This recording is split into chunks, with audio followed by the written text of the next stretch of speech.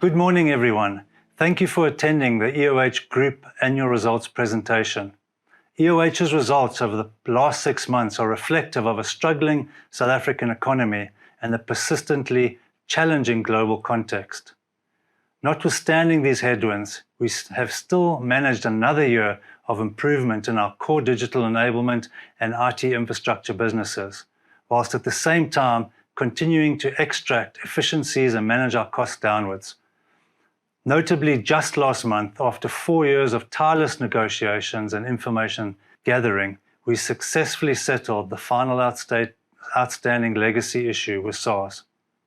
This means that as I present my final set of results for EOH, I can confidently say that I leave the business with a clean slate, with a strong management team who have been in place for the last 4 years, and in a position where all their efforts from this point on can focus fully on propelling the business forward. The past 5 years have been nothing short of remarkable.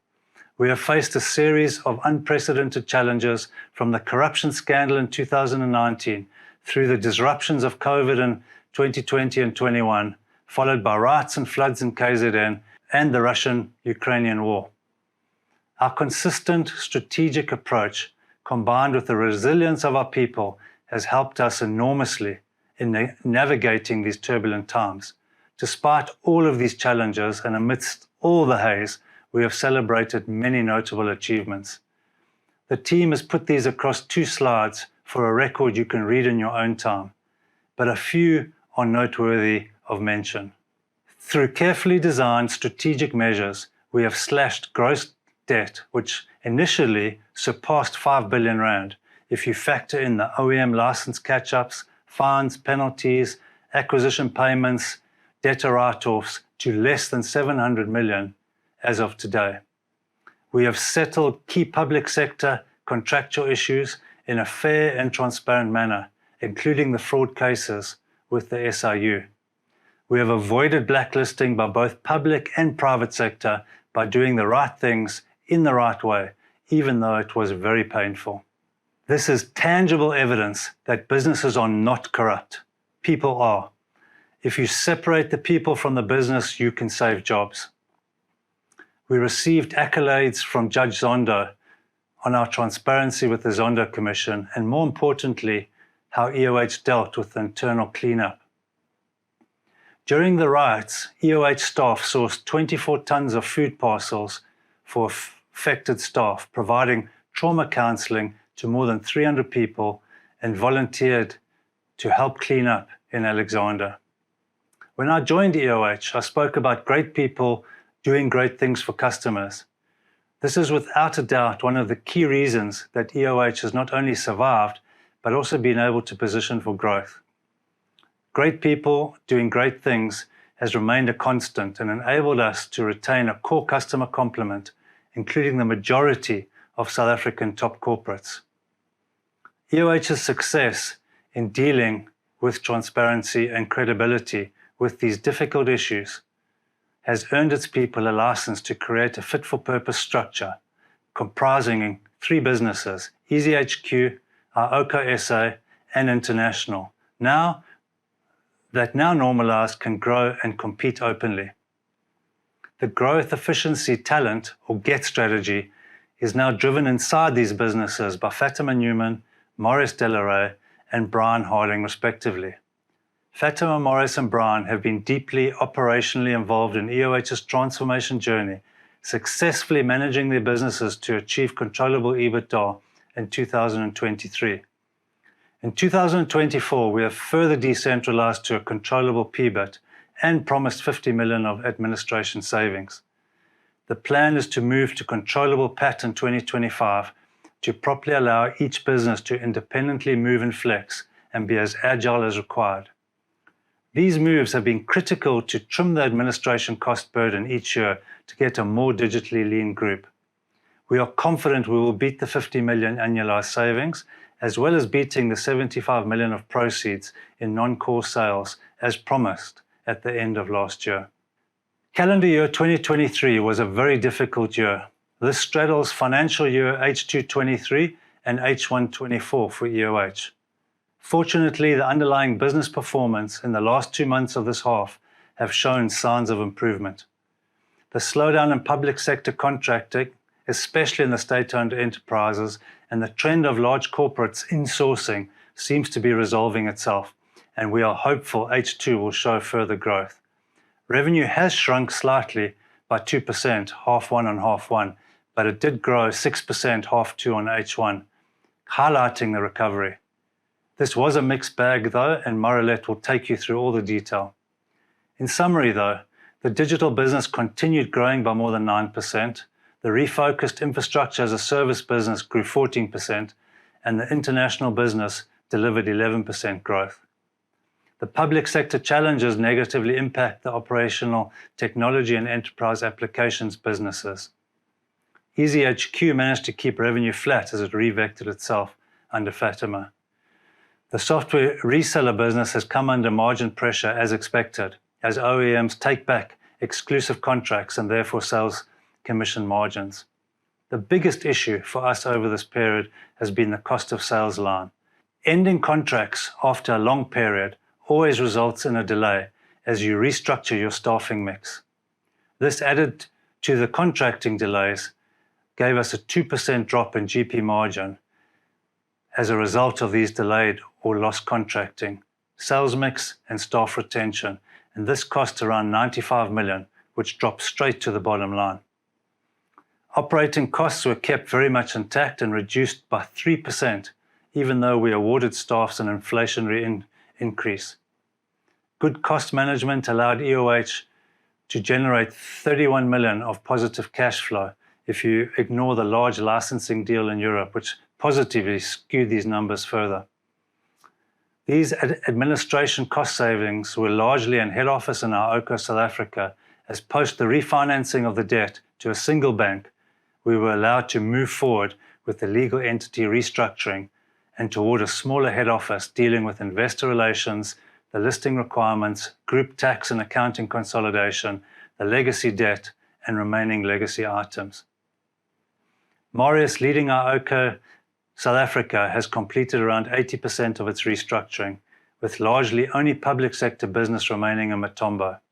Our iOCO management anticipate a further 50 million of efficiency savings in our iOCO in 2025. Fatima, leading EasyHQ post the heartfelt settlement with SARS, will now be able to follow our iOCO and start the complex collapsing of legal entities into something a lot more efficient. Fatima will update the market in due course on the art of the possible. Brian, leading international, will continue as he has, having doubled the international profit in the past 3 years. The reduced interest costs and tax efficiencies, unfortunately, were somewhat consumed by the SIU interest restatement of 19.5 million and the 6.9 million tax refund forfeited in the SARS settlement. As I indicated earlier, the SARS settlement is a really important milestone, as the past is firmly settled now and we can use 100% of our efforts to focus looking forward. As we continue our pursuit to be one of the coolest places to work, we have made significant progress from a diversity perspective, with women in the majority at 51%. In recognition of our efforts in driving gender equality, EOH were named Southern African champions in the Accenture Gender Mainstreaming Awards against many global players. Our ARC people complement top 65% for the first time as our transformation strategies bear fruit. Our focus on differently abled individuals and youth in our country was supported by a total spend of around 13 million rand, impacting the lives of over 120 people with disabilities. We continue our intense focus on employee care with over 1,713 interactions for the period. At EOH, we believe that an inclusive world is an enabled one, and we will continue to drive and deliver on the coolest place to work agenda. As I outlined at the year-end presentation, investing in EOH makes a difference. We are the ESG of the ICT sector. For H1 24, we made strides in the following areas. To improve our employee value proposition, we retained our top employer status for the second year in a row, with demonstrable improvements in the pillars of development, attract, and shape, and an 81% overall score. An example of our people demonstrating our communities matter, EOH has contributed 500 hours in volunteerism for the early childhood development linked initiatives. On the job creation front, EOH created 70 new jobs through the expansion of our period poverty project. We targeted skills interventions for 266 unemployed learners at a cost of 12.8 million, and we opened our first enterprise development hub at our Montrose site in commemoration of International Women's Day. Investing in EOH makes a difference. I will now hand over to Marialet for the detailed uninfluencing of our numbers.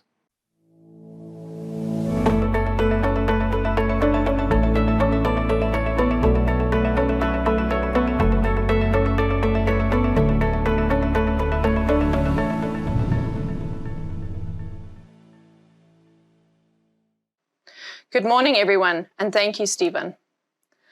Starting on our income statement, we have no discontinued operations for the current financial period.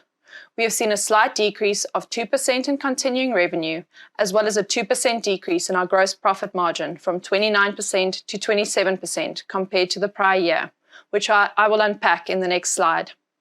Despite inflationary increases given to staff for the current financial period, we have managed to reduce operating costs by 3% compared to the first half of 2023, and we are on track to realise the 50 million rand in savings in operating costs communicated at year-end. Net finance charges have reduced by 40% following our capital restructure in 2023. Despite these savings, the decrease in gross profit has resulted in a decrease in adjusted EBITDA margin on a continuing basis from 6% to 3%. Over the next few slides, I will unpack the business performance on a more granular level so you can get a proper view of the operations and business performance over this period. Our digital enablement business showed good growth of 9%, as well as our international business, which grew revenues at 11%. Infrastructure services also saw good growth, although much of which was on the back of large hardware deals which did impact margins. The enterprise applications and software reseller saw a 20% revenue decrease to 427 million. This was primarily due to the loss of a significant contract in enterprise applications in 2023. Revenue growth was again held back by operational technologies, where delays in closing certain significant contracts resulted in a 24% reduction in revenue. EasyHQ overall business revenue decreased by 4% to 431 million. However, on a continuing basis, revenue is flat, despite muted economic conditions.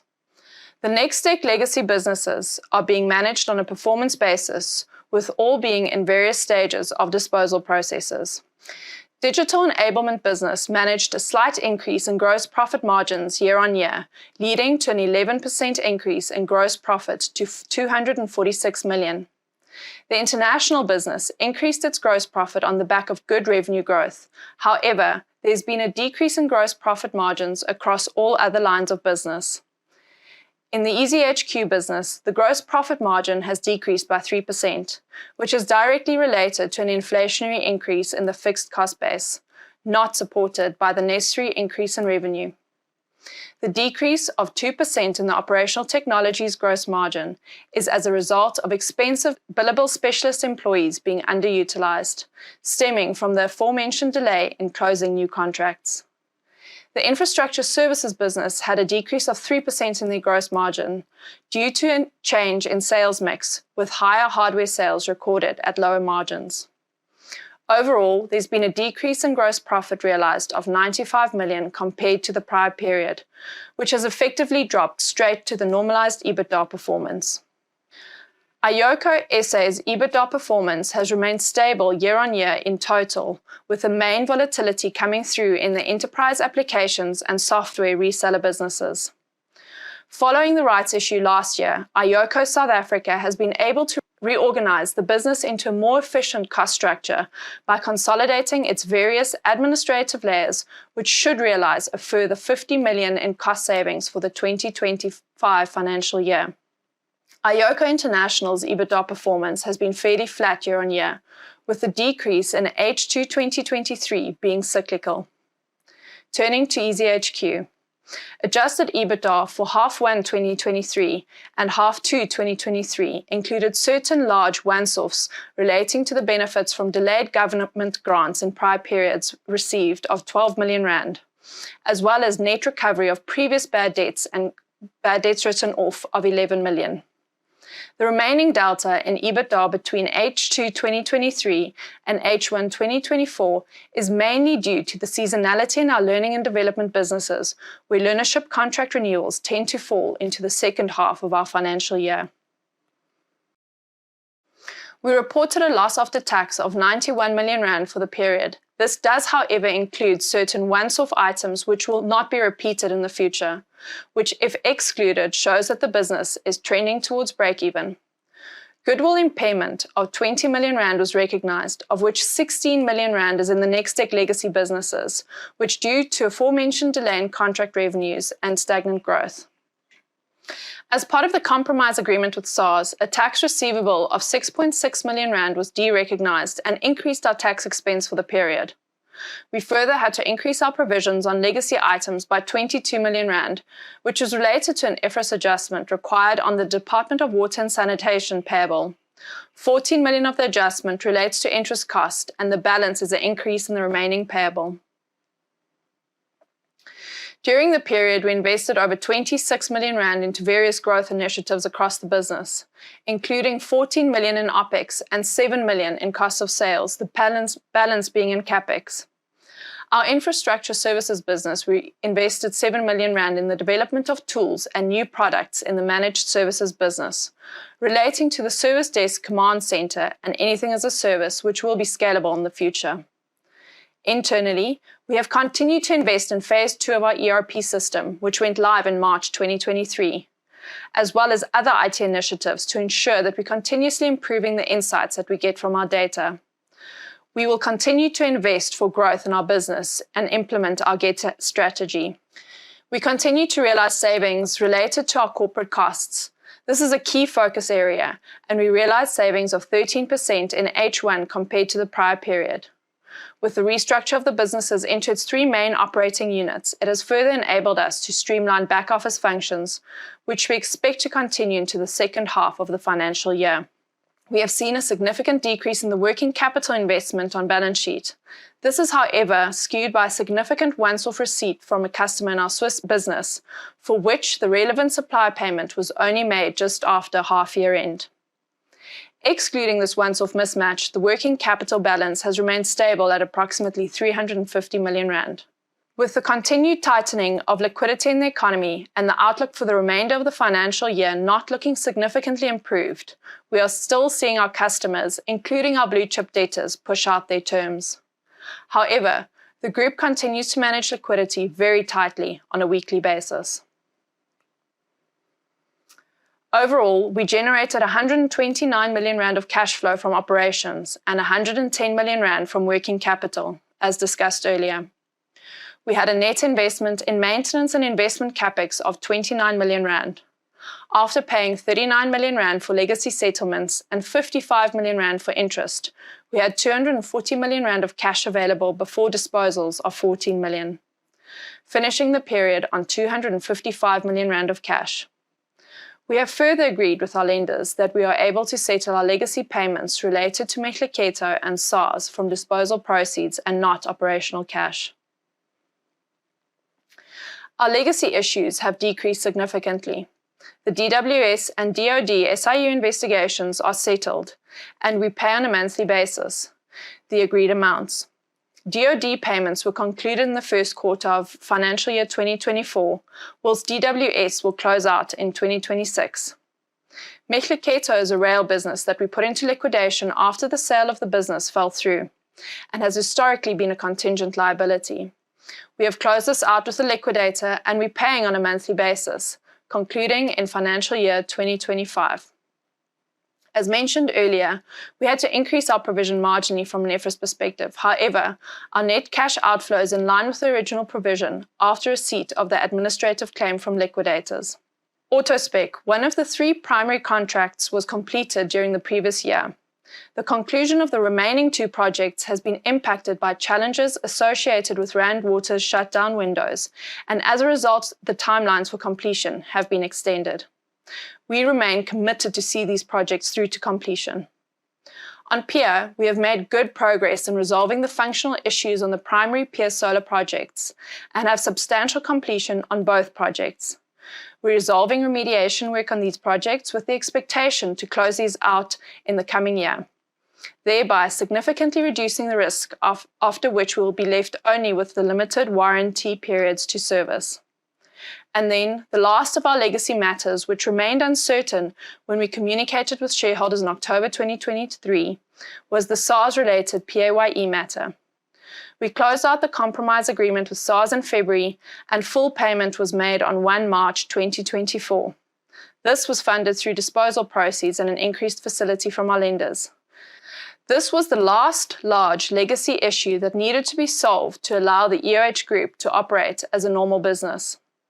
The group's finance charges decreased to 68 million rand for the first half of the financial year from 102 million for the same period in the prior year, as a result of the 600 million capital raise and the refinancing of consortium facilities with a single bank at improved interest rates during financial year 2023. This improvement has, however, been ameliorated by an additional interest charge recognised on legacy debts of around 14 million. However, we're forecasting to still see approximately 27% saving in the total finance charges year on year. We've made good progress on the disposal of businesses we had identified as part of a strategic portfolio cleanup, which is aimed at streamlining the group's operations and further aligning its business portfolio with its core objectives. To date, we've received 20 million rand in disposal proceeds from disposals closed in the current year, and we have another 58 million rand in binding offers which should close before the end of our financial year.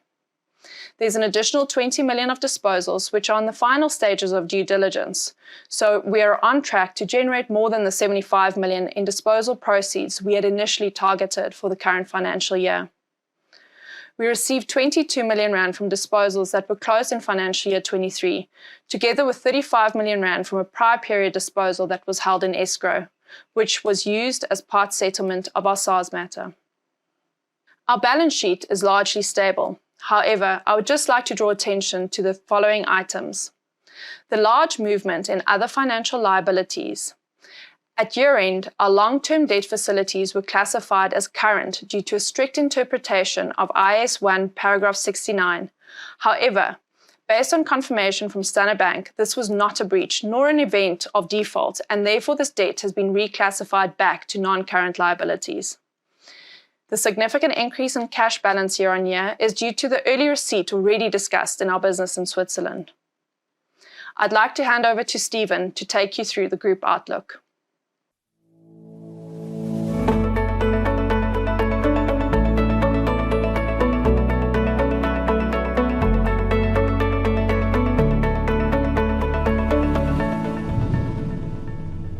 At year end, I said the outlook is a little murky.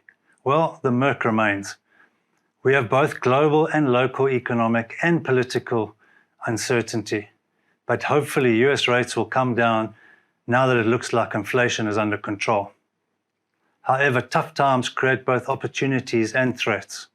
We will do what we did in COVID, focusing on the 4 C's which determine our brand strength.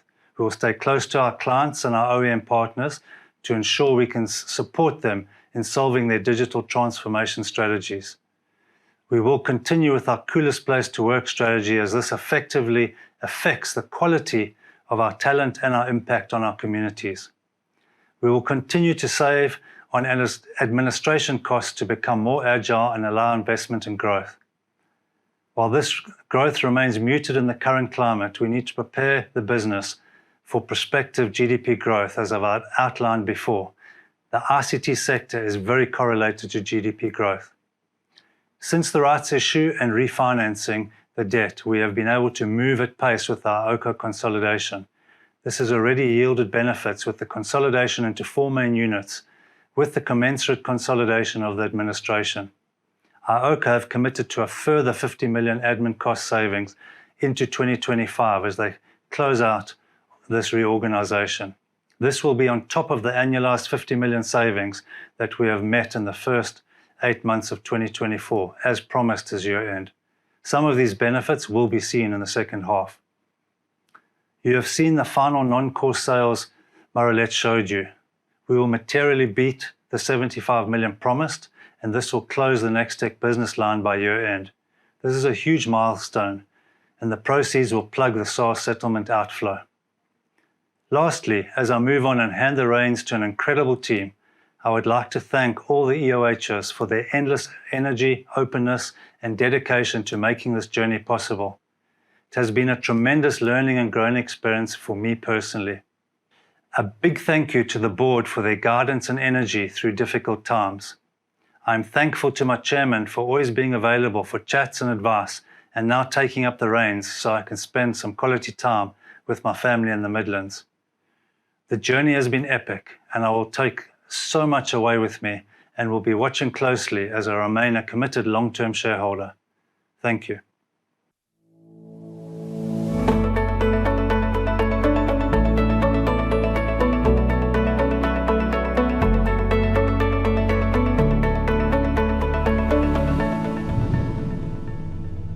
Thank you, Stephen.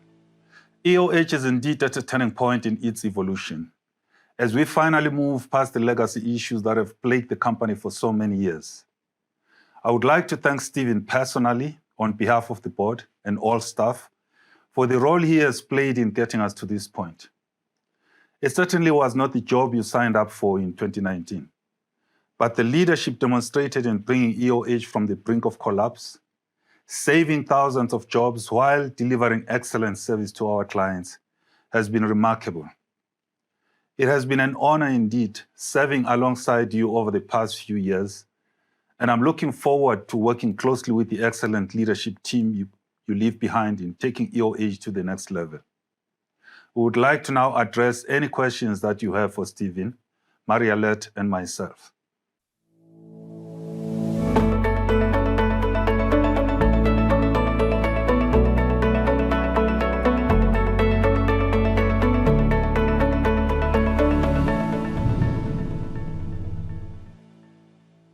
Welcome to the interim results for EOH to the end of January 2024. I have with me outgoing CEO Stephen van Coller, Group Financial Director Marialet, Greeff, and the Chairman of the EOH Group, Andrew Mthembu. Thank you very much. Stephen, your last set of results, I need to start there. How are you feeling right now? Yeah, it's obviously mixed feelings. It's been very challenging 5.5 years. Obviously disappointing that we've given results that I think investors will be disappointed with, but I think there's a lot of upside if you look underneath them. The real issue was the 2023 calendar year, which was half of 22 or half of 23 and half of 24.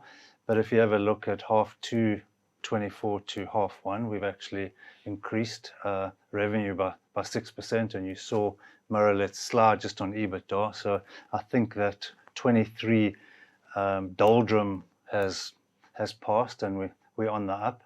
And actually, if you have a look at the normalized results, they're pretty flat from half 2 to half 1, which is good. But I think there's some really important things there. Like, we have done our restructuring finally, and we weren't allowed to do that until we managed to get a single bank a facility. That's been huge. That's allowed us to sell the last legacy businesses, and that's going to bring in a chunk of money that will help us settle SARS. 2, we've once again reduced admin costs, even though we gave staff a 6% or inflationary increase, and that's important because we are a people business. We still managed to reduce costs by 3%, and now Marius, with our OCO having consolidated into 4, is promising another 50 million. And so all those things, come out the bottom line. Marialet and her team have done a great job now reducing tax closer to a normalized basis. The settlement with SARS, very big issue, because now the other third of the business, which is EasyHQ, you can now start that restructuring, which will normalize further those admin costs and tax costs that we haven't been able to do until now. So there'll be further improvement on that. And obviously interest through the rights issue and the ability to do the rights issue has brought that down to a much lower number. So if you go back and you think about 5 billion of debt down to 700 over 5 years, you've seen head office costs from 400 now to below 200. And actually you'll see at the end of the year when we split out the actual investment holding cost, that's less than 40 people, and it's going to be less than 100 million rand. I think it's been an amazing achievement by the team, because these things are very difficult. They take a lot of time, and you have to do them in a way that is respectful. The other thing that I think for me that was massively positive is I know that our GPs have gone down, but if you actually have a look at half two last year, for the whole year we did 28. First half we did 29%, so actually in the second half we did 27. We've kept it to 27, but the reality is this is the first time we've been able to make a long-term business decision and say, you know what, we're a people business, we've got highly skilled people, there is some delays, but we want to hold on to those people. We were able to make that. In the past we couldn't. We had to do things that we didn't really want to do just to make sure that we kept our heads above water. And so for me, it's a very exciting place to be, actually. Notwithstanding, obviously, I would have loved to have trebled profit and trebled revenue and done all those wonderful things. But you have to be real. Your first set of results as a Group Financial Director, highlights from your side. What stands out?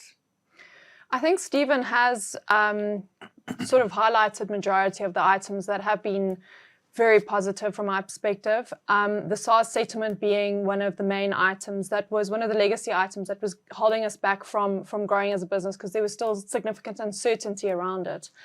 We have managed to grow our revenue by 6% from half two, even though there's been a slight decline of 2% from half one to half one for this year. And the reduction in interest cost, which has freed up liquidity and has definitely made a difference to the business and from where we can go from here. Andrew, you become Executive Chair on the 1st of April, so how is your role going to change fundamentally? You've been Chair of the group for some time. And Andrew can tell you it's not an April Fool's joke, it's real.